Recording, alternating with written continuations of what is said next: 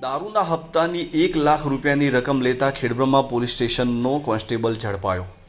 સાબરકાંઠા જિલ્લાનો વધુ એક પોલીસ કર્મચારી એસીબીના હાથે 1 લાખ રૂપિયા લેતા રંગે હાથ ઝડપાયો છે।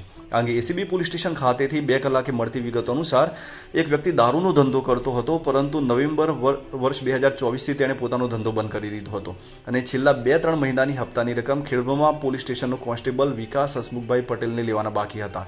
ત્યારે આ સમયગાળા દરમિયાન એસઓજી પોલીસે 3 એક્ટિવા ડિટેઇન કર્યા હતા અને કોર્ટના મેમો આપ્યા હતા।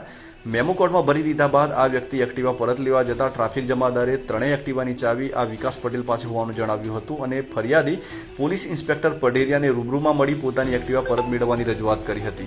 ત્યારે પીઆઈ પઢેરિયાએ પણ વિકાસનો હિસાબ પૂરો કર્યા બાદ જ એક્ટિવા મળશે તેવી વાત કરી હતી અને બાદમાં એક્ટિવા પરત મેળવવા માટે વિકાસ પાસે અવારનવાર ઉઘરાણી કરતા તેણે અગાઉના હિસાબના પેટે 1,65,000 રૂપિયાની માગણી કરી હતી। ત્યારે આ 1,65,000 રૂપિયા પૈકી 1 લાખ રૂપિયાનો લેવાનો આજે વાયદો કર્યો હતો અને ફરિયાદીએ સમગ્ર મામલે અમદાવાદ એસીબીમાં જાણ કરતા રૂપિયા 1 લાખની રકમ લેતા જ ખેડબ્રહ્મા પોલીસ સ્ટેશનનો કોન્સ્ટેબલ વિકાસ હસમુખભાઈ પટેલ ઝડપાઈ ગયો હતો। હાલમાં તેને હિંમતનગર એસીબીની કચેરી લાવવામાં આવ્યો છે।